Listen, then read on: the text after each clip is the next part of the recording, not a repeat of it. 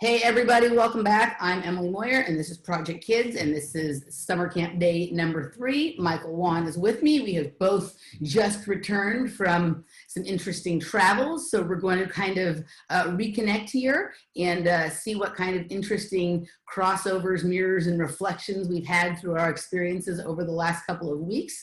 And then when we're done sort of with our tango, then we will move to the workshop section. And we have the group here with us today. They're going to be listening in during the first hour, and then they'll participate in the rest. And I'm glad more people have kind of decided to join us on this adventure. But we also just wanted to kind of put it out there for people that I've had a lot of people interested in what we're doing, but aren't really sure if they have right now the time or the ability to participate like with full sort of energy.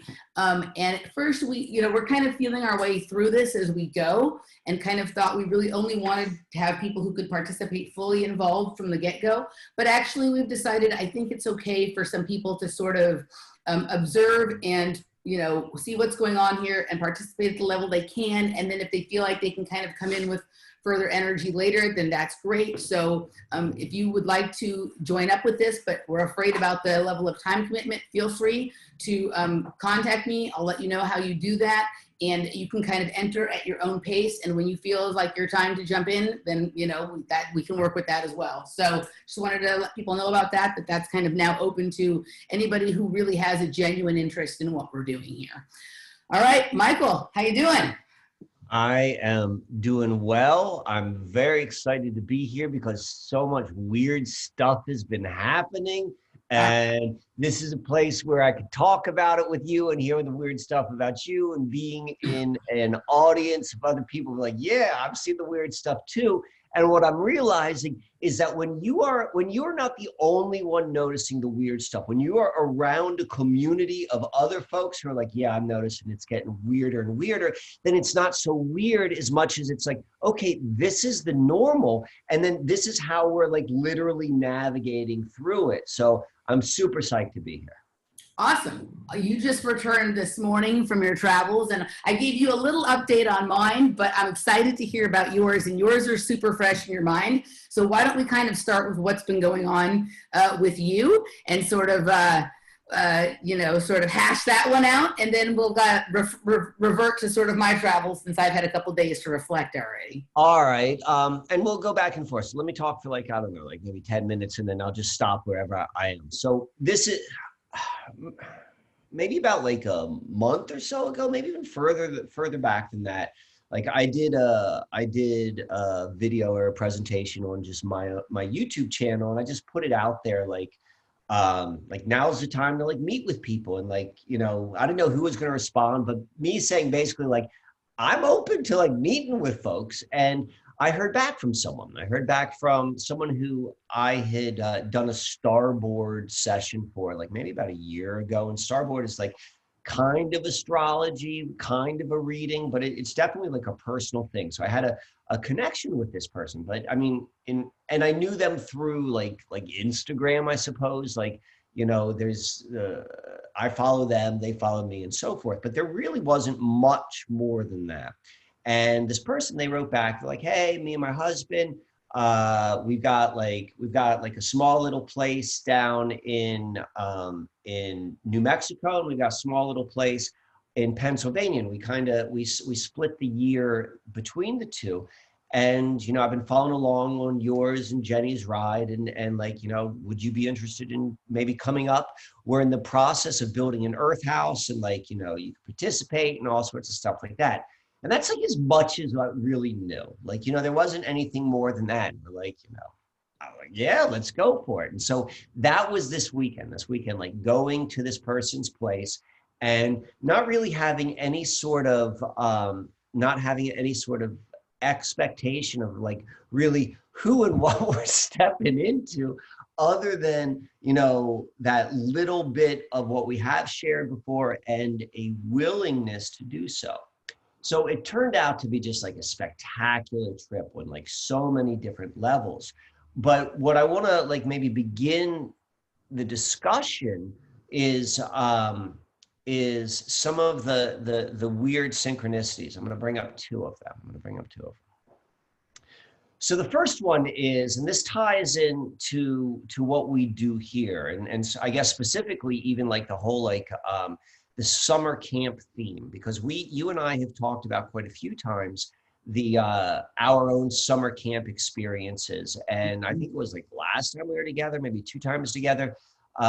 Jenny and I and the girls came back from a camping trip in Thurmont, Maryland, like right by like where Camp David is, and I said like, we got kind of lost in a way because we had to go to some store, and it drove us, the GPS machine drove us right through the camp, which you and I talked about, Camp Airy. And so when Jenny and I get to the place where we went to this weekend, Krista and Zach were our hosts, I guess, if you will. And Zach was telling me, he was like, oh yeah, man, I went to Camp Airy too. I'm like, what? And he grew up in like the Philadelphia area, and it was really, really like satisfying for me, because it's like I've got ideas in my head. Like I was at this camp only once from like the summer between second and third grade, but he was maybe 10 years younger than me, and he went later in life, so it was much, much closer to like the present time. So he was able to go and like explain things, like clarify some things in my memory. But there was this really, really like tangible connection, like for whatever like that camp was. But to be able to have that connection, like of the randomness of the randomness of what we're experiencing right now, to have that sort of like as like something a pin which there's a connection around. So there was that, which felt very very much at home. But then here was the second thing, which was really friggin' weird, because like I like the synchronicities, we like the coincidences, but then I also like to put in the context, like a broken clock is right twice a day, so it's like how do we go and we really differentiate or really understand like the rarity or the unusualness of the synchronicity or the coincidence.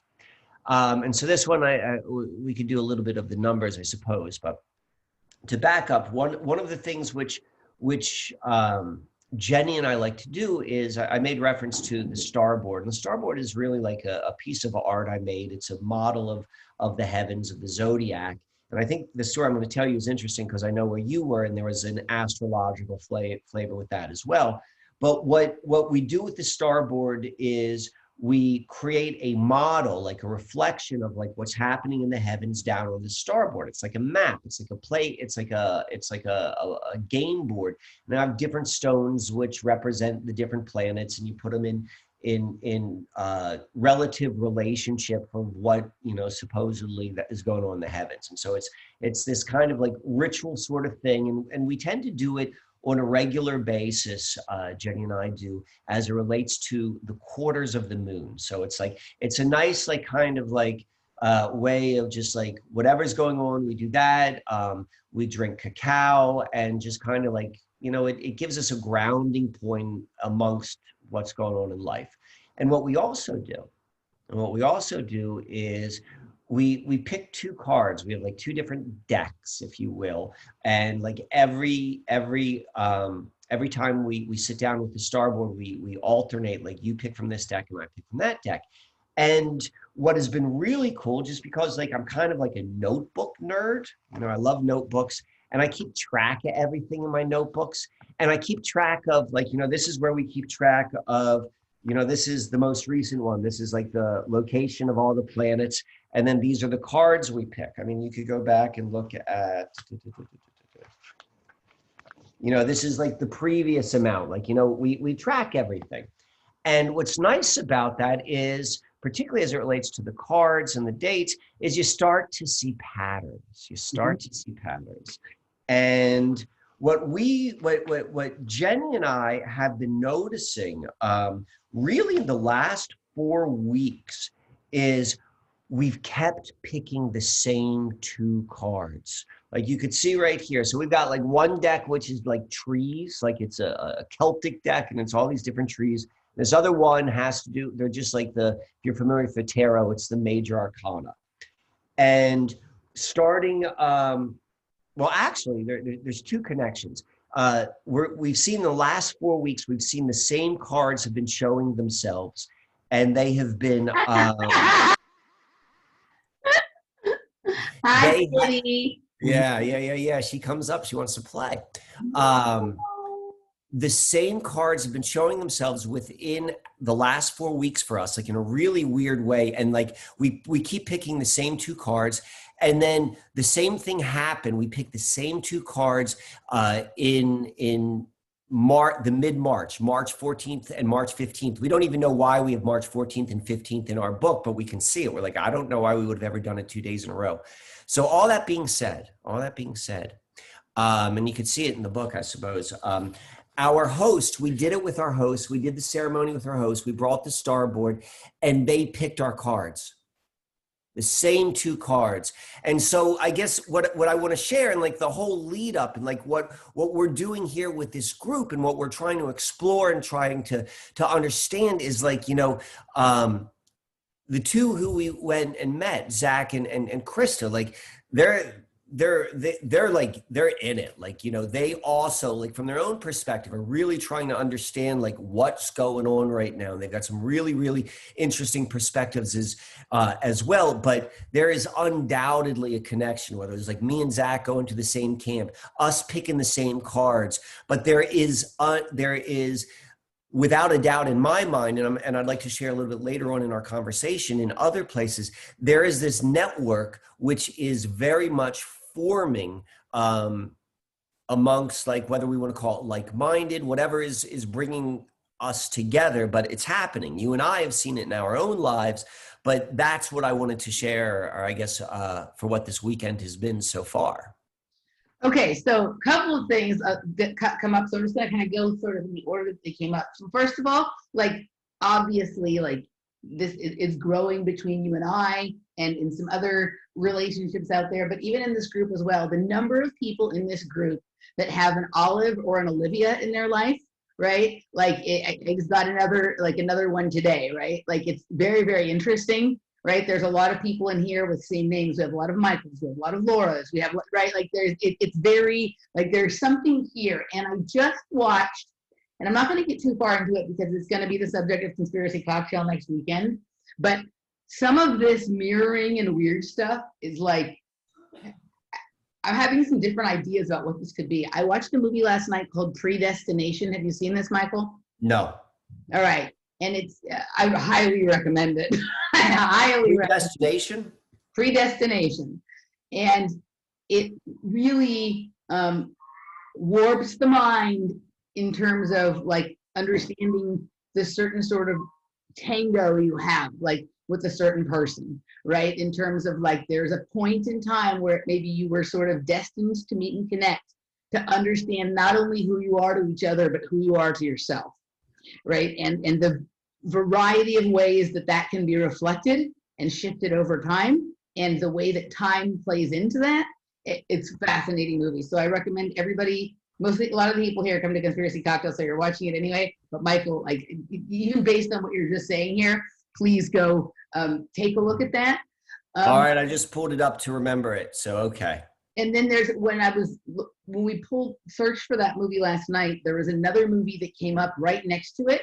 And then when I was trying to understand the movie after watching it, when I was, like, kind of looking at videos that had sort of decoded some of it, this movie kept coming up as well, a movie called Coherence. So my intuition is that that's going to be the next movie to watch that sort of relates to that. And I like both these words in terms of the work we're doing here, predestination and coherence. I think that they're sort of relevant to intelligence in the same way that synchronicity and things like that and symbolism are, right? So, like, that I wanted to throw in there. But the first thing I want to say with all of this recurrent stuff, right? Obviously, like, you and I have been tracking it. I basically, and I'll get into some of the stuff from my travels a little later, but increasingly for over 2 years now, but over the last few weeks to the point where it's getting crazy. Like, I am literally being hunted or stalked or something by that quatrefoil symbol, right? And when I say that, I don't mean it in a bad way. It's trying to get my attention. It's trying to show me something. It's trying to tell me something. And when I start showing it to other people that are very intuitive like us, like, I just explained my whole story about it to Masaki the other day, because he was traveling with us, the guy who makes the pyramids, right? And literally, as soon as I told him about it, suddenly he's starting to see it everywhere. And it's something that he hasn't noticed before, right? And so like it is like it's like omnipresent to the point that it's like, like I think this is what we're dealing with, that reality is so hidden in plain sight that it's all around us and we've just like refused to see, right? So that's interesting. And when you start to notice some of these things like the card, it gives you something very tangible to be sort of tracking your progress in terms of how often you're seeing this, the variety of ways in which you see it, the things that it connects to, all of this kind of stuff, right? I did an interview with, and as far as like, what is this? Like, what does this actually mean? Like, one of the things that I'm really starting to consider based on what we've learned about synchronicity, but also just some other observations. I did an interview with Shane Bales, the runer. I just put it out the other day, but I did it about 2 weeks ago. And in this Patrons Hour, we covered his new video series on what he calls the machine, right? In his narrative, we are living inside of a machine that we were put into that is broken. And because it's broken, we are now watching basically movies of ourselves in the machine, and we're on a loop. And we've done the loop some people who've been here from the beginning have done it 6 times, right? There has been 6 loops. Some didn't enter till later. But it made me have an understanding of what's maybe going on with the synchronicity. Like, whether I don't agree with all of his narrative, it's not important that I do. I'm looking always for little points to help me make sense of certain things. There's a term called sixth sense, right?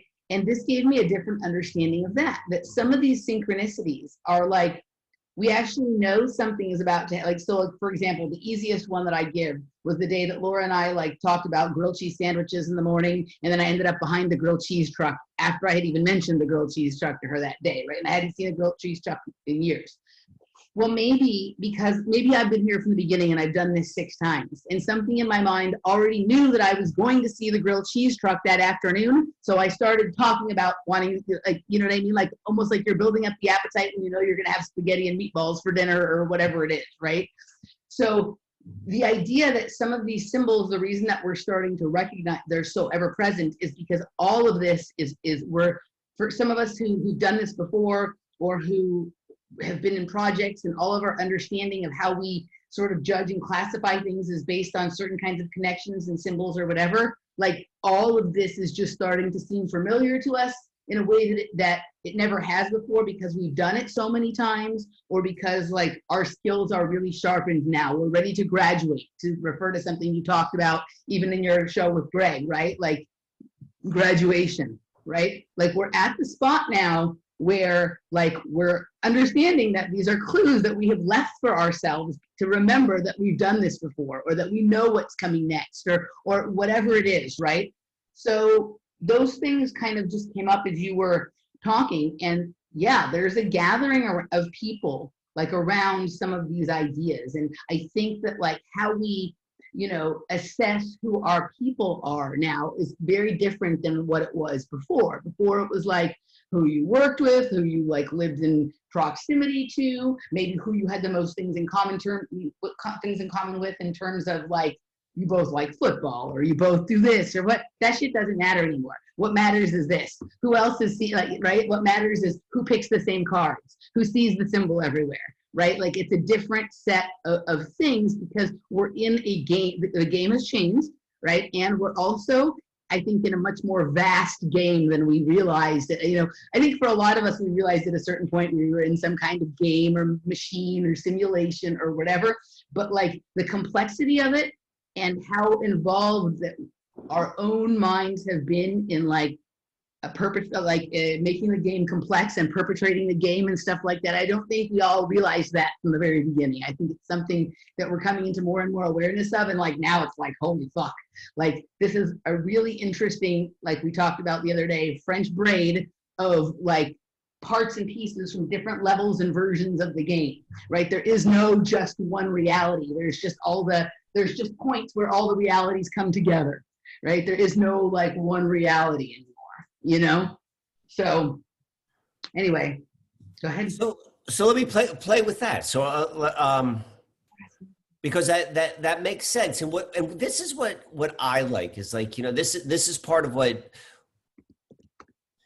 where we're finding ourselves is like, you know, the old analogy of 20 people in a dark room and they're all touching an elephant and they can't see what it is and they're describing what it is and they're each describing their own perspective. And when we hear other people's narratives, like it's like there's something like, which is kind of like, you know, just the human ego sort of thing. Like we like to tell our own narrative because it's like, yeah, this is my baby, you know, this is the thing which I know. But then there's also like, you got to hear the other people's narratives, because I think it's just as kind of like what you're describing. I liked it at the end when you're like, whether we call it a game, whether we call it, when we call it a simulation or what have you, we just know that it's something, and there's, and we're figuring it out together. Just hold, Michael, just 1 second. Some people who are here for the first time don't know what a quatrefoil is, so I'm just showing everybody. This 4-lobe shape that is at the intersection of the 4 circles is a quatrefoil. And then the inverse of that shape, which you can't see here because there's not enough of them connected and I don't have time to look for it right now, the inverse of it is actually what we know as the Templar's cross, or the creation of a light photon. Okay, carry on, Michael. Sorry. Okay.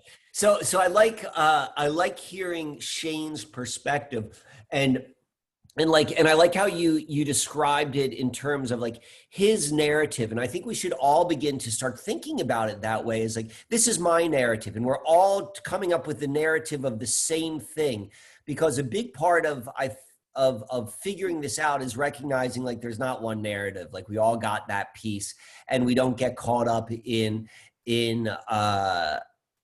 our own sort of storyline, but seeing how they all come together. So I you know, that's just commentary, but along the game thing. So this is this also fits into this past week.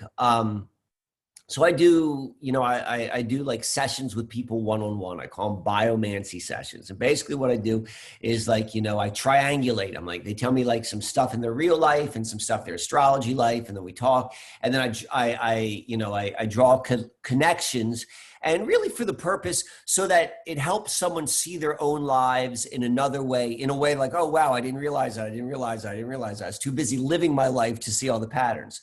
So that being said, I worked with really 2 people this week, which what I'm noticing, and I'll take a step back, and I want to tiptoe through the tulips through this, in the fact that I want to be respectful to people's privacy, you know, the people who I work with. But that being said, I've noticed I've been noticing the parallels and the twinnings of people who've been coming to me for some time now, for at least a month or 2, like very, very strong. And so I've come to expect that. And I worked with 2 people who had some really, really, really strange sort of like unusual, like, wow, if I were to read about this somewhere else, I'd be like, that sounds like movie plot sort of stuff. But there's one person in particular I want to talk about, and there, and just kind of throw this out there to go in deeper, particularly as it relates to this game idea. This person, they are, amongst other things, they designed or somehow they're like the owner of a very popular app, and the app uses like this. The app uses a quantum random number generator. So not just like a normal number generator, right? It's a quantum. I'm not really certain what makes it, but it's explained in the description of their website. And you know, just to kind of cut to the chase, is that person's life has gotten really, really kind of entangled, and it untangled. And the reason why we're working together is it became very tangled with a lot of the Susquehanna mystery work, which I did, even though they don't have really any sort of like actual connection to the river or that level. And but these connections are in this very, very real sort of way. And so the reason I'm sharing this is like this app, what it does is it's kind of been described as like the next version of Pokemon Go. Like it uses this quantum random number generator to create some sort of like coordinate system relative to like the participant, and it brings them to a certain place in physical reality to have an experience. And since that person has been doing this, like their life has just been getting really, really like, I don't want to say haywire, but like the degree of the connections and it has gotten deeper and deeper. And so I think this is the reason I want to share it now isn't necessarily about their particular app as much as it is about when you go and you're conscious and specific about, let me go and actually play in this realm. And particularly now as things are changing, like something is really affecting. And what I think what we're doing, like particularly within in this group, is we're doing it in a way which, yes, it is going to be grounded in Zoom. Like, we are doing it over the internet. There is more control of it from us as individual nodal points from our own stories and what we're electively sharing, as opposed being directed by what may be the machine, whatever that is. I like to have more control in the game. Maybe that's what I'm trying to go and say with it.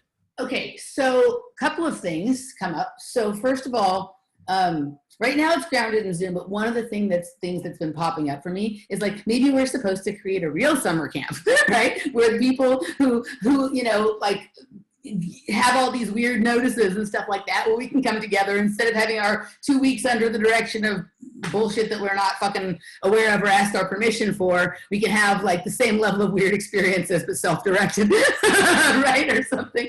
But I think that's what the future is, whether everyone recognizes that that's going to be the future. Like you're either going to go there or you're going to go somewhere else. And the somewhere else is, I think, what you're describing. That's one flavor of what it could look like. And that's where I'm interested in, at least. I mean, maybe like in the weirdest way, like if we're setting up our own realities and they're playing out in these funny ways, like we went away to sleepaway camp for training for this idea of sort of, you know what I mean, that we're doing now. Maybe we're not actually modeling this after our experiences of summer camp. Maybe summer camp were like the whispers if we've been around 6 times, like preparing ourselves for our summer camp, right? Right. Couple of things. So what he's talking about here with this number generating app, like I'm sure there's probably some people here in the group that are familiar with what this is. And my guess would be that there might even be 1 or 2 people here who have a better understanding of it than I do.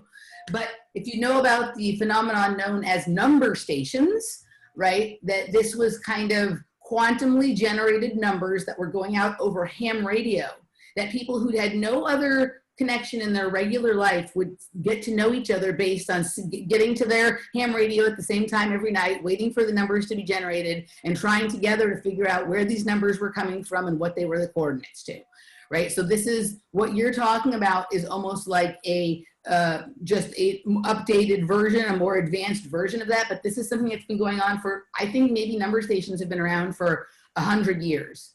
Right? This has been a phenomenon that's been noticed as long as there's been ham radios, that some numbers are being generated from somewhere and they don't seem to be connected to military and they can't really figure out where they're generating from, but there's a cult following to them, right?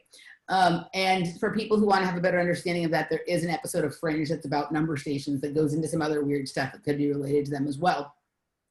So I think that that this is a modern version of that, so it's worth paying attention to because there's a reason why there's been these number stations for so long, right? Like there's something going on, and maybe it is that we're living in a machine, and maybe there's an us outside of the machine that is sending ourselves clues inside the machines, and that's how they're doing it and whatnot. So there's that kind of thing, but also like this person's been doing that, and the moment they engaged you started having some funny interaction with that, maybe even before they engaged you. And then as soon as you told me about it, I started having interaction on it because Michael called me while we were traveling. And this is like a cool thing. And I recommend as we progress in this group and you guys get to know each other better, maybe through emails, start having phone calls, start having ongoing connections so you guys can see like how you can start sort of not only each having your own narrative, but having a narrative that you're working on together, right? And start building the narratives out just the same way you build out a business or build out an idea or whatever, right? But he started telling you about some of these interactions he's had with his clients and about these number stations. And we got into a conversation about 3rd, 4th, and 5th dimension. Remember that, Michael? Mm-hmm. All right. So, and we've talked about it in terms of some other things too, in terms of realities sealing off from each other. But the conversation about dimensional levels started based on this conversation. Well, what I noticed right after I got off the phone with you is that the apartment building that we were staying at was called Fourth and. That was the name of the apartment complex. It's on the corner of 4th and Chicone or something like that. But the building was called Fourth and. There was a business downstairs, an architecture firm. And architecture is important to what we're trying to do because architecture is what Ayn Rand used to tell her stories. She based her reality construction on buildings and architecture, right, to create a certain sort of picture of the way reality works. So there was an architecture firm called Fifth Dimension that was closed, so I couldn't go inside, right? So there was an architecture firm called Fifth Dimension. I realized we were staying on the 3rd floor. And later that day, Masaki and I were playing with gematria. And when we looked up the gematria of my name, it said 6th dimension is one of the terms that matched Emily Moyer, right? And of course, at another business downstairs in the building, there was the quatrefoil. The quatrefoil was also in the apartment, right? So just that conversation about like numbers and dimensions and stuff played into where I was at in physical location. Just like you're saying, her app is tying her to the Susquehanna, even though she doesn't really have a connection. But if I understand your work correctly, the ENIAC computer, it was like the first quantum computer there. So it was the first computer. Okay. So like all computers like kind of come from that lineage and the birthplace of the military industrial complex. Right. And IBM also was founded on the Susquehanna as well. Yeah. So this idea, and IBM like has all sorts of history of like tracking things by the numbers when you're talking about like bloodlines and races and this and that and the other, and really keeping track of like lots of ones and zeros in a different way than you normally think of regular computing, right? Really across like generations and across, and you can consider a generation a boundary of sorts, right? And so like it really has a history of that kind of thing. So like, I think like and I've known this for a long time, but what's becoming apparent, and maybe we're finally at a place where we can map out how it works, is that we're dealing with certain things from other realms and certain things from this realm, and the way that they connect and communicate with each other through us, right? Or the way that we understand the various levels through the constant things of certain numbers or certain symbols or whatever. That each of these is like a node or an axis, not an access point, although it's that too, but maybe even an axis point, right? The axis on which like something changes and spins, right? In order to be suddenly in a different space and a place.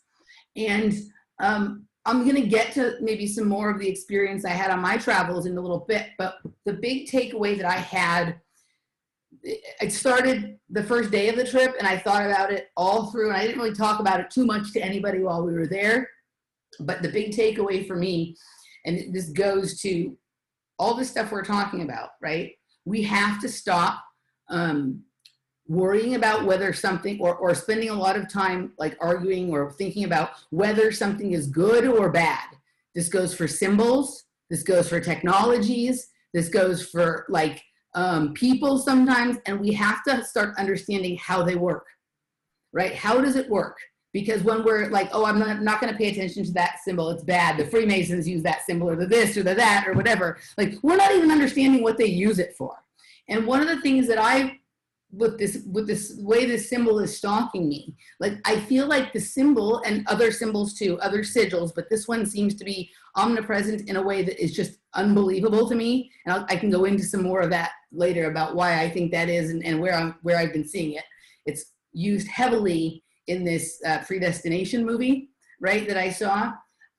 But some of these sigils are like, they're portals, obviously, but even within the sigils, there's multiple different lanes. And sometimes there's different groups or different realms that are using the same symbol, but using the different portions of the symbol like they're different lanes on a freeway, right? Some lanes go in, some lanes go out. Like the negative space is takes you to this space. The positive space takes you somewhere else. And there's so much to understand about the metaphysics and the mechanics of these symbols, of this technology, like your friend, like your client here has, right? Like there's something here to be understood, right? Yeah. And that's just the thing that's drawing our attention to it.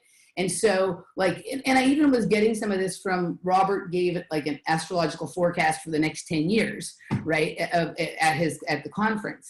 And it was really interesting what he did, but the same, like he has a lot of different perspective on certain things than I do, but that was my takeaway from his thing as well, is that the way we're going to pass through this next 10 years, it's like a portal the next 10 years, it's like a tunnel that we have to sort of pass through, is by really understanding the reality that we live in, really understanding how it works and reserving passing judgment about whether we like it or not, or whether it's a good thing or a bad thing or whatever, and really just become experts on its metaphysics and its mechanics, right?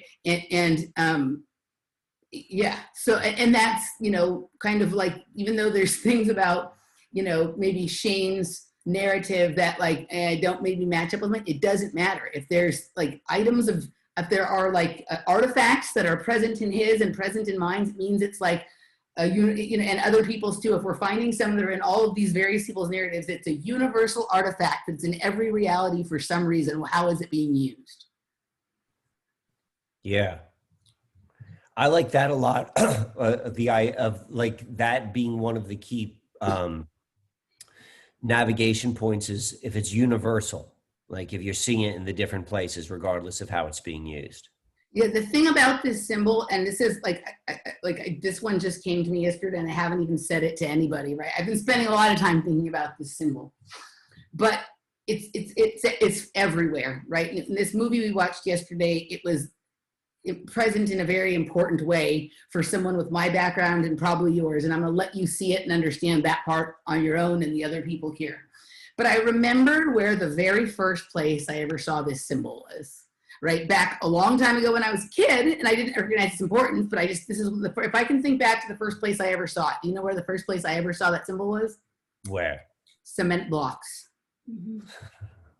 And one of the things that people saw my show with Victor Buga, and Michael and I have been talking about this in our own narratives as well, is we're very curious about the materials that are used in buildings and structures, and whether they contain human parts and remains and blood, whatever, you know, kind of thing. And how cement is related to this now, how maybe body parts were used in more prehistoric buildings. But there was all these cement blocks that started really with like the mid-century modern architecture, which I've also talked about at length, both on Conspiracy Cocktail and some other things, because I think mid-century modern architecture is actually a huge part of understanding this reality. But that was the first place that I ever saw it, was in the cement blocks on mid-century modern architecture, right? So it would be really, really fascinating if those cement blocks had an element in it that we weren't aware of. And that symbol somehow, like to me at this point, I'm investigating, and I'm gonna go into this when I do my breakdown of your show with Greg Carlwood as well. Like, you know, we have 4 lobes, and then there's a center point that they don't always show, or they disguise and stuff like that. I think there's a 5th element, and the 5th element is maybe blood, or somehow related to like humanity, and that being like the there's something inside of us that is sort of the binding element, right, or the activating element, or whatever, for all of this stuff. Like it's, you know, we all think about, oh, the elite would like to eradicate us from their reality. No, they wouldn't. They need us, right? Like that, but we don't have an understanding of what it is we're being used for. We're literally being used to hold their reality together, and maybe even to facilitate their interdimensional travel, right? Like maybe us that's doing it. And this symbol is helping me to understand how it works. That's one of the best things I think I've ever heard. Like, we are being used to hold their reality together. Mm-hmm. Because that's like, you know, there's nothing, I guess at a certain level that's abstract, but when you start to think about it, like, it's very, very true. We're holding their reality together by wearing our masks, doing like, you know, using all that sort of stuff. And when you really let that as an idea to sink in, mm-hmm. and I think that could be very freeing, particularly, you know, this is what I'm really interested in, is like how life is going to change, mm-hmm. you know, in a very, very like practical, pragmatic like level, because I think it's all going to, at least for some of us, it's going to change. And I like what you're saying with like, particularly with this symbol, how that's showing, like, to you, the more you're working with that and the more that you're understanding it, like, it seems to be more practical and pragmatic for you to understand, well, how are things going to change and how is life going to look different? I think that's important. Yeah, no, absolutely. And I think there's multiple versions of this kind of thing. Like, I don't think it can just be anything. I think there has to be certain qualities to whatever, like a symbol. I'm sure other people identify with certain other symbols or certain other kinds of like natural elements or whatever. There's a variety of like things you can do this with, but like, if everybody kind of finds the one for you and starts to understand it and be able to maybe build a story or a narrative around it the way that I'm kind of doing with this thing, and then we can come together and like, I'll know when I see Michael's symbol, this is how his symbol works, right? And so like that then becomes like a secret door to another thing for me, because I understand how it works, right? Like, he figured it out because, you know, he was maybe he's the one who actually created the symbol in our original first time around or whatever, and he forgot and blah, blah, blah, right? And so like, we kind of understand the mechanics ourselves, and then we can share it to each other, and suddenly we have, you know, free passes into places that we didn't have before, because we understand the way the metaphysics of that, you know, symbol, sigil, natural elements,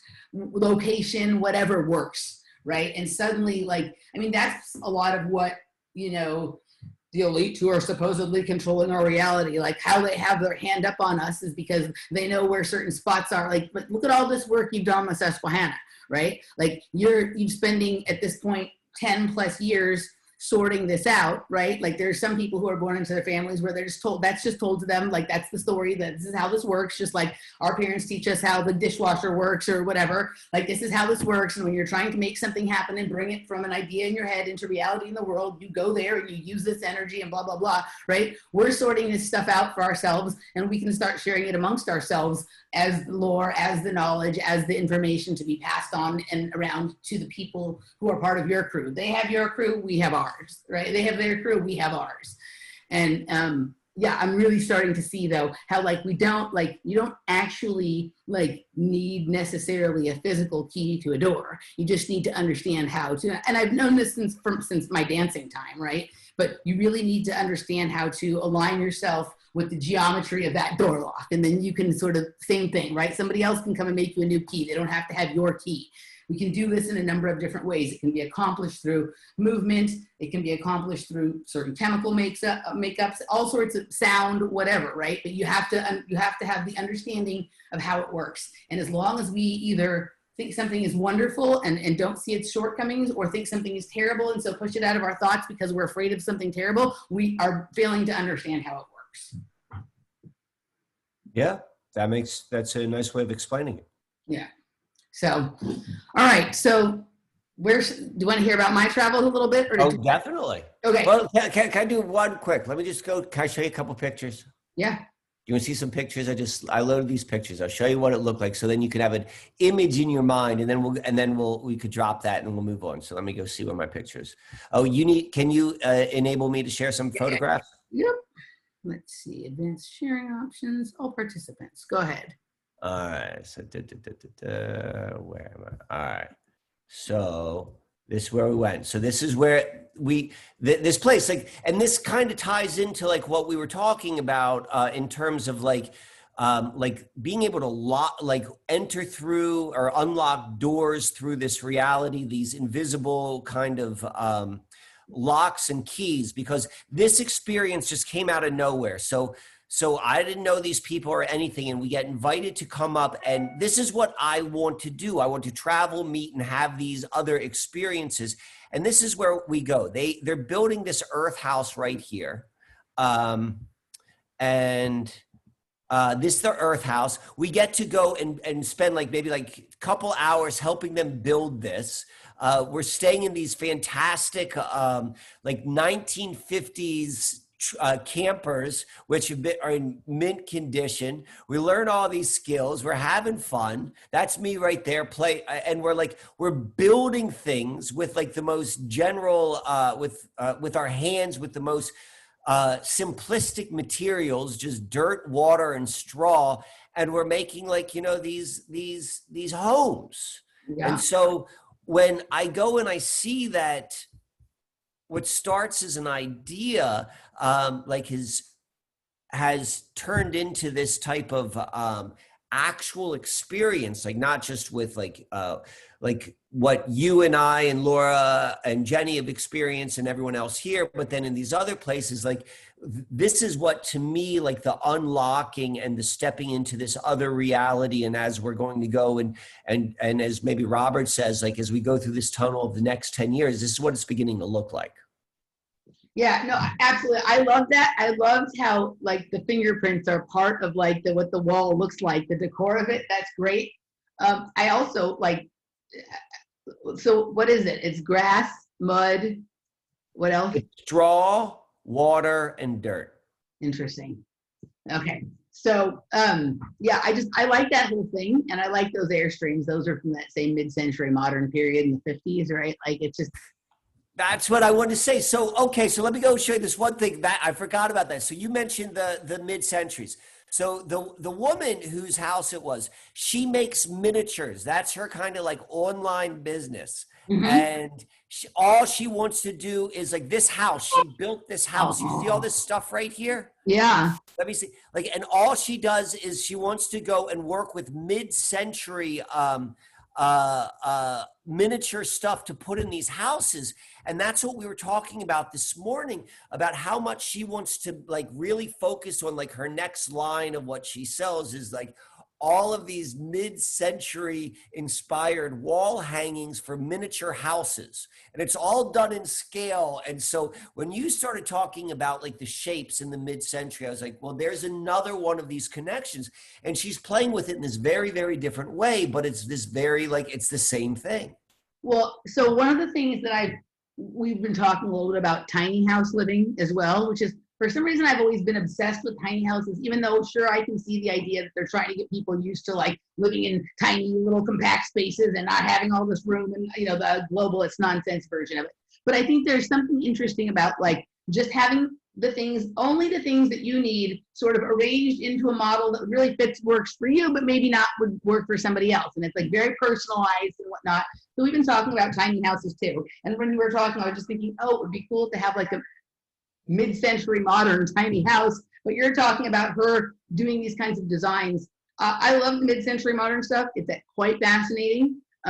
There's a couple, and I know there's something important to it because there's a community right near where my sister lived. My sister is a professor at Emerson in Boston, right? And all the professors from all the different universities in Boston, they don't generally live right in the town where their school is. They all live in some of these weird suburbs, right? There's a lot of these weird suburbs, and one of them has the neighborhood that is all mid-century modern houses that were created by professors at Harvard and MIT to live in. They're like some kind of experimental living area, right? And so I wonder, maybe they recognize that some of the qualities, geometries, energetics created by some of this architecture creates a loose relationship with time, right? Or something like that. There's all sorts of weird stuff. Every time I go with my sister, I make her take me and drive me around in this neighborhood.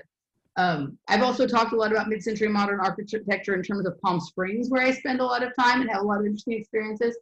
But I actually have an uncle who was one of like the famed mid-century modern architects. There's a street named after him. He's a cousin, sorry, in Palm Springs. I think there's something to this, even in terms of like how one passes down knowledge from generation to generation. That there's something in the architecture, right, that acts as like a railway for that or something like that. Like, I don't know what it is. Like, I had this amazing download one time in a psychedelic state about like a message my cousin was leaving to me through the architecture, right? It was very eloquent. I wish I had it recorded. It could compete with Terrence McKenna for eloquence on mushrooms kind of thing, right? But so there's something interesting about this mid-century modern stuff. So I'm glad that she's taking an interest. If she's kind of in here with us in this space, this idea at any scale, sure, it takes a lot of time and a lot of money to build big stuff. But when you're building little stuff, it doesn't matter. It's a smaller scale, but it's the same geometry, it's the same energies, and the dynamics should work. The metaphysics and all that kind of stuff of it should work the same. So that's really fascinating. Yeah, it was an interesting connection, and definitely they had some fascinating like perspectives of stuff. I think you mentioned this a little bit earlier in our conversation. You brought up architect and architecture, and that you brought up Ayn Rand, and I'm immediately thinking about like Freemason and like, you know, the grand architect and the significance of the system. That's what I started thinking about. Like all of these are systems, like whether it's the game, whether it's the machine, whether it's like whatever. And so the architect is a symbol, as a metaphor, as an archetype. That is like the designer. And so and the architect is it's a very, very interesting mind, like in the real material way, because it has to be both imaginative but practical. You could be very, very creative, but if you can't build it, you know, what's the point? Yeah. And so understanding that as also one of the keys through traveling and discovering what all of this is I think important. I'm going to probably, after we get off this call, I'm going to go down and look at the mid-century modern movement a little bit deeper, because I agree with you in terms of like about the transmission of information. The transmission of information. And then we also, because this has been an ongoing thread for me over the last year, more than a year. And sometimes when we're on our travels in a place where there's mid-century modern architecture, we'll just start talking about other things that seem to weave together. There also seems to be, in some weird, like extended out way, a connection between the mid-century modern movement and child trafficking, right? And so this goes also to what we've been talking about with like the blood and the cement and all this kind of stuff, right? But also like maybe pushing past the emotional level to a layer deeper beyond what the child trafficking represents, to like, is it possible that that could be a cover for something, right? Like we look at like things like as covers for child trafficking, right? But is the child trafficking, not that it's not happening, but like what is the larger context in which it's happening? Why is it happening? It's probably for a different reason than what we think it is, right? Or whatnot. You know, whether it be that like, you know, obviously we know they're interested in certain people's genetics and all this kind of stuff, but like it could literally really have something to do with like there needing to be particular elements in order to construct something that allows a certain kind of passage to happen, or a certain kind of connection between dimensions or whatever, right? Or something like that. So I think that like starting to look, you know, a layer deeper, because when we looked into that, it was weird, some of the connections we found. And oftentimes, so what's some of the weird stuff you saw? So I can't remember exactly that thing in Oklahoma, remember? So like we were looking into Frank Lloyd Wright and some of his stuff in Scottsdale, because Scottsdale and Phoenix also have a lot of mid-century modern architecture. Right. So we were looking at it, we got into some weird combination of like Frank Lloyd Wright, mid-century modern architecture, the like H.P. Lovecraft kind of Cthulhu cults, and trafficking. I don't remember what all the threads were and whatnot, but we ended up at this thing that happened in like Tulsa, Oklahoma, at like some guy who's part of the mid-century modern kind of thing, like having a bunch of weird sort of child trafficking, bizarre stuff happen at a location there that was related to these mid-century modern architects that also had some sort of set up in Tulsa, Oklahoma.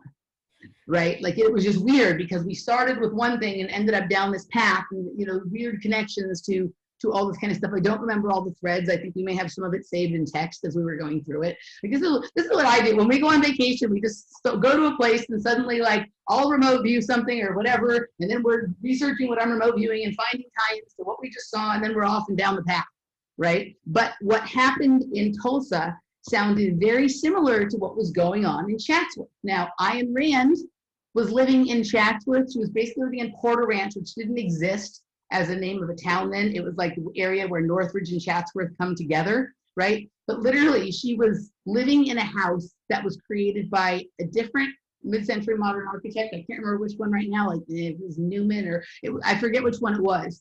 But she was living there in Chatsworth when she wrote Atlas Shrugged. And quite right. literally, her home, which is no longer there now, supposedly, it was you know, taken down there, was literally on the other end of what I consider the base in Chatsworth, from like where Rocketdyne and Boeing and the Manson Tunnel are, right?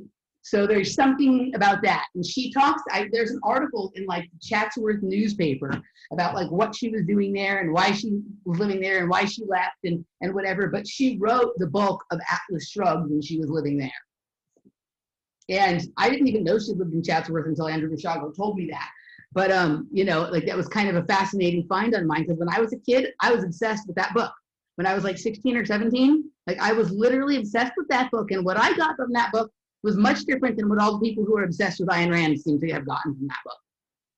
All right. Like I didn't get all this like, you know, oh, just be like a selfish, you know, libertarian who wants to keep all your money and not share with other people. That was completely not what I got from it. What I got from it was basically, now that in light of this conversation and in light of the things I understand about Freemasonry from years of studies, that quite literally, like, you are entitled to build your own reality and do not care what anybody else says about that.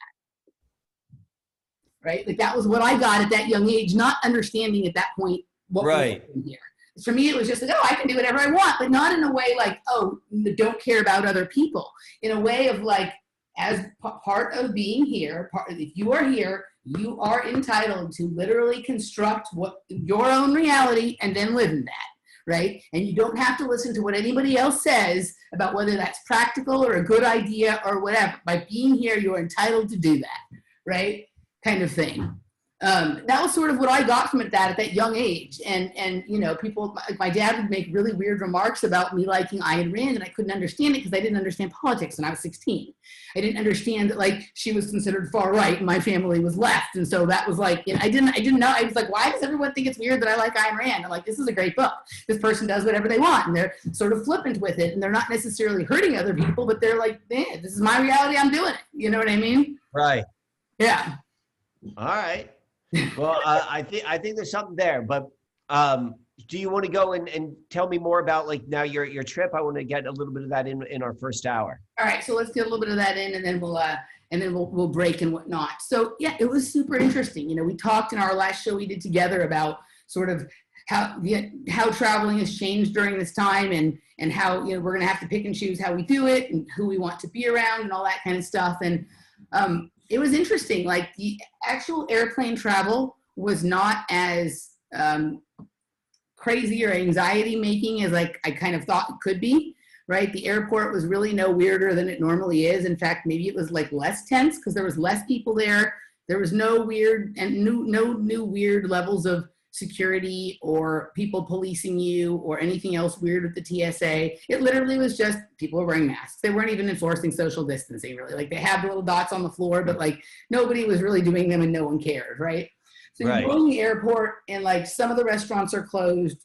Most of them are open, but you can't eat there. So you're just eating at the terminal, right? You get your food to go, you eat at the terminal. And whenever you're eating or drinking, you don't have to wear the mask. And so you can just have a cup of coffee and then you don't have to wear the mask. So I think it's incredible the degree to which even the control system has acknowledged this is nonsense on every level, because what is the idea that like the virus goes to sleep while you're drinking coffee, right? Or while you're eating your lunch or whatever, even if it's for like 2 hours, but then as soon as your cup of coffee is empty, suddenly the virus is active again, right? So like that was interesting. There was no, like, it was not any weirder. So like if people, I'd say like, we don't know, there was no temperature taking or testing or any people like saying, oh, you just coughed, or you know, nothing like that, you know? So if people, I don't know how long it'll go on like that, but it's actually, if you have places to go or people to see that you need to do, and you've been not going because you're concerned about it being weird at the airport, it's no weirder than usual. So go ahead. But it was really interesting to go, and we were in a big city and a small city, right? A big city, a medium city, and then we visited a few little small cities, and just to see the different way things were going. So like when we were in Kerrville, which is where the conference was, like we didn't wear masks the whole time. There were some people in town wearing masks, but I'd say there was as many not wearing masks as there were that were. And when you go to a business, most of them did have a sign on the door saying, you know, city orders mask or please wear a mask, but you went inside and people weren't wearing them and no one was saying anything.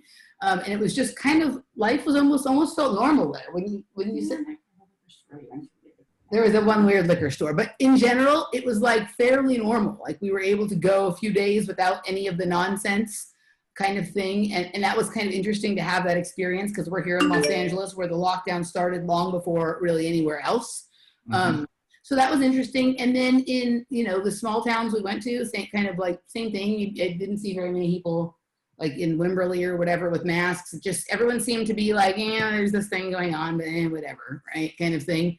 And then in Austin, because Austin has gone so far left, I really expect it to be like crazy and more SJW and more mask Nancy than you know, even here in LA. But it actually really wasn't. Like, people wore their masks and some didn't, and there didn't seem to be much discussion about it. There was like one or two little instances with, you know, angry middle-aged overweight women or something like that who want to boss everyone around. But it was interesting to travel during this time and to really feel what it felt like to be these different places, right? Like I could be here, I wouldn't really want to be here. This feels fine, you know, kind of thing. It was just a different way. Like, you don't usually consider those things as part of your travel, right? When you're assessing if you liked where you traveled, but this has created like yet another layer level to the game and deciding about people and situations and whatever, that in some ways it actually can be interesting.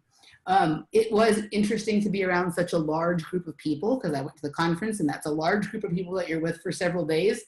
And it was one of these things like equally like a relief to be around so many people for a bit. Like, you could tell people were rejoicing in close connection and not all this, no one there wants to wear masks, or we were all just acting as things were normal, right? So there was like a tremendous relief in that. But then even on the, you know, at a certain point, like, we're not used to being around that many people anymore because we haven't been doing that for like 6 or 7 months. And so that was kind of, I had a couple of moments, and I don't usually feel this, of like, oh my God, like I'm feeling a little bit overwhelmed. I like need to go to my room and be quiet for a little bit or whatever, right? Which is an unusual feeling for me. So it is interesting how this has like, you know, affected people, right? Like, there's this combination of like, I'm sure others experience this well, like joy to be around people again. And then also like, whoa, like I've gotten used to just being around myself or maybe one or two other people. Right. So that was kind of interesting. But it was also like, it was really like just letting like the signs and the symbols lead the way for me. Like, I spent the whole trip kind of enjoying everything I was doing and the people I was doing it with, but watching the way reality was unfolding kind of thing. And there was an element of it too, that just like, you have moments where it feels like it's real, the world that you're in, and other moments where it's like you feel like you've just been like dropped down sort of like on the Lego board and you're moving, especially when you're in some of these areas that have like a lot of the combined use things where it's like apartments up top and businesses down below. It reminds me of the Legolands that my nephew builds, or that like we used to build when we were little, right? Where like everything was modular, right? And sort of contained in this small area and had a uniform look to it and whatever. And so it was like, wow, like, you know, we saw tremendous nature, and I also saw tremendous signs and symbols that like we are living in something that is, you know, electronically generated to a certain extent, right? And so just that kind of back and forth and that weaving in and out of it was like a super interesting experience to travel through, in addition to the way you normally travel through a place. So, yeah. That sounds like a heck of a trip. It was a good trip. It's like, I didn't really talk much about like the people which outside of like those who I visited on my trip. I was like in this like north, like real rural Pennsylvania, like in the mountains. Mm-hmm. And earlier in the year, I say mountain chain, like the Appalachians, but down in like in the southeastern part of the United States. And it definitely still seemed, both places were, I mean, I saw one in the earlier part of the summer and now this in autumn, but both were very much like people don't wear masks. Like the more rural it was, but mm-hmm. the further north, undoubtedly like less open, less friendly, that sort of stuff. But yeah, it's nice to be outside of the mask wearing, and I'm surprised. My guess would have been, and Austin would have been very like, you know, intense in terms of if you're not playing along. Well, it's like, I mean, there was still like that kind of signs and stuff, but this was the thing that I measured by, right? Here in my life here, everyone who is not awake or in agreement with me freaks out when they see that I don't wear a mask. They are afraid of me. They don't want to come near me. Right? Like if we're either not getting together in person, or if we are, we're sitting, they want to sit far away from me and with a mask on. the only person I'll meet in person and sit with a mask on is my father, because he's old and he has had pneumonia and he has diabetes and all that kind of stuff and whatever. But, other than that, I'm not doing that. But they seem to be afraid of me because I'm not doing what everyone else is doing, right? I didn't have that with my friends in Austin, even though most of my friends in Austin are not awake and are definitely because there seems to be a political division to this, feelings about the virus and stuff like that. They're all on the left, right? So like, even if they question the virus, the mask is an anti-Trump statement kind of thing, right? Right. So, but they didn't seem like they're following rules. Like if the store or the restaurant or whatever says wear a mask, they wear it. But none of them seemed afraid to me. When they saw that I wasn't wearing a mask, when we're sitting at the table, they take it off. They gave me a hug. They sat right next to me. They had a sip of my drink, right? So that, like, to me, that was a big deal, right? Right. People haven't lost touch with their humanity in the same way that seemingly a lot of the people that I know here have. And I don't know if that's just an effect of, like, maybe that's why we were friends in the first place. And these people I've known for more than 20 years and we're still friends. So maybe that's like a thing, or maybe it's just that Texas still in its blood is more concerned with freedom than California is, or I don't know what it is, but I did note I didn't have one friend or one person that I wanted to hug or stand close to or whatever seem even remotely nervous about that, which I thought was cool. That's always good to go and bump up against that, and particularly the travel thing. That was kind of relieving for me to hear you say that. I want to share with you like one last image, maybe before we do our final wrap up. Yeah.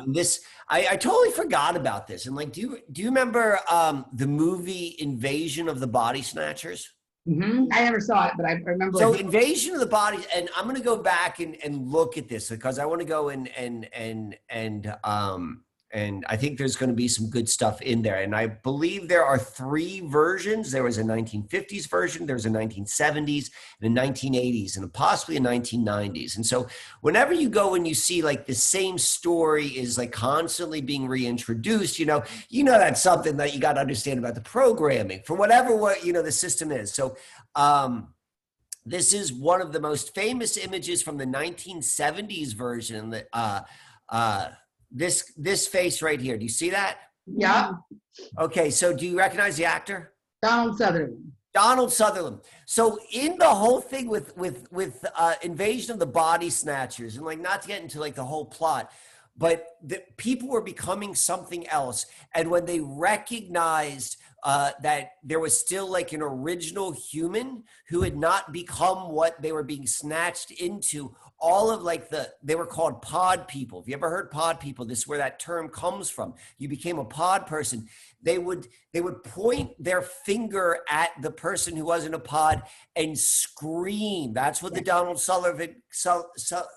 Sutherland character is doing. And that's what we're seeing. Right? I mean, like response, and like it's called pod people. We got the iPod, we got all of that, and so I just want to throw that out as like part of like what we're bumping up against, and maybe there's some interesting clues and some interesting symbols. I want to go look at that and see if we see the clover leaf. Okay, so let me toss a couple of things sort of into that real fast. So in part of Shane's narrative is that we're outside of this machine, we're in pods, right? Like we're being like, stored kind of in pods kind of stuff, right? Which is part of the whole like project stuff with the underground bases and the cloning centers and things like that. That's like a reality that a lot of us have been dealing with for like a long time.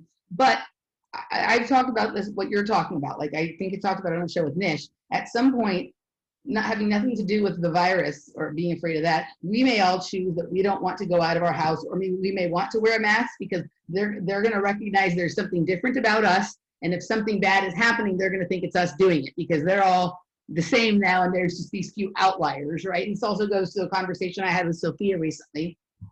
So that part was interesting. But I also want to point you in your analysis of Invasion of the Body Snatchers to look at a TV series from a couple years ago called Travelers, where people from the future would jump into the bodies of people that were like about to die or something like that. So there's a show called Travelers. There's the other one that was called Altered Carbon that I never got to watch much of, but it was basically people moving through different lives into skin suits, like, right, they'd get a new sleeve, right? Like the consciousness would stay intact, and it would be sort of a technological component that was attached to their new sleeve, right? So I can't tell you more than that because I haven't watched the whole thing. When I started watching it, it brought up too many things for me that were too close to my past, and I wasn't ready. So maybe I can do it now. That happens with me a lot with these series. When I first see them, I'm like, ooh, not ready to deal with that yet. So there's that. But then there's also, go look, and you can probably, don't use Google, but if you use like DuckDuckGo or a different search engine, right? Look into the reports in the Los Angeles newspapers. I forget what the name of it was. It was before the Los Angeles Times from the 40s here in Los Angeles that talked about underground civilizations that are living under what's now downtown Los Angeles. And there's even some connection between the, I can't remember if it's in the article or as you sort of follow the thread of research out of that, that there's basically like people there that like, and it's talked about in relation to the Vril Society. I don't know if you're familiar with the Vril, but this whole idea that like there's something, there's these beings that if they can sort of make a certain sort of connection between like the tongue and the back of your eye or something like that, they're able to jump into you. I think if I'm remembering correctly, it's something like something gets in your eye and then they're able to sort of come in and overtake your body, these sort of entities, right? So it's kind of, but you can find literally articles in the Los Angeles newspaper about there being a civilization that is like not human in nature that is living underground in Los Angeles. It was literally in the newspaper, right? And that's, you know, so it's kind of, so maybe we just have more of these people here in Los Angeles now because they come from the underground base under Los Angeles or something like that, right?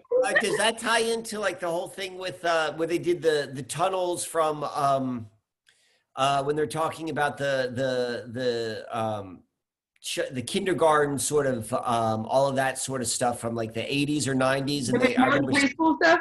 Yeah, the preschool stuff. Yeah. Well, is that like the same sort of underground tunnels and civilizations, or is that? So funny you say that because I am reading the Dave McGowan book Program to Kill right now, and that's talked about in there. So that's like in like more like Orange County, a little south of Los Angeles.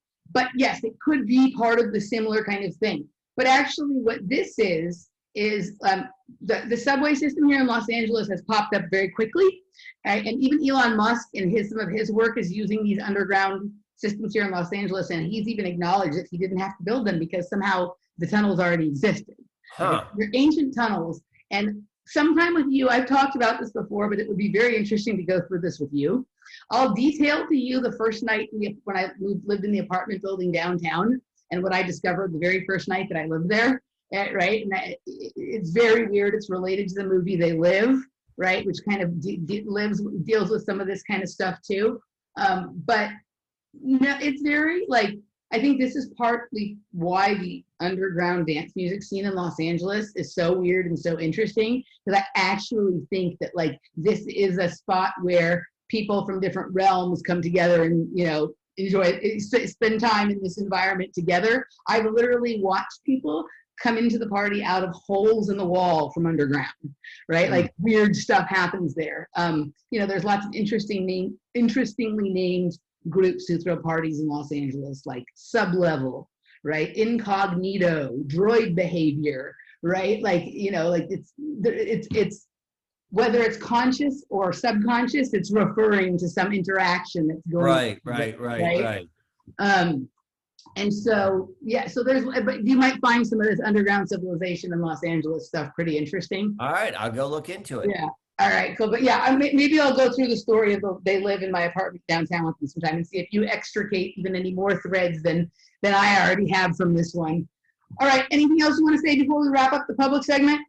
I think you, like always, a fun little catch up, going all sorts of different places. I did not anticipate us going, particularly the architecture. And I like that we eventually ended up with underground bases, underground people in Los Angeles, because if we didn't do that, it wouldn't be a show. All right. You guys can find Michael's work at susquehannaalchemy.com. You guys can find me right here. If you would like to see the patrons content, you can go to patreon.com/offplanetmedia. And if you would like to join us for Project Kids Summer Camp, we're going into workshop right now, but if you'd like to join us for the next one, reach out. My email is in the descriptor below. We'll see you next time. Bye. Bye-bye.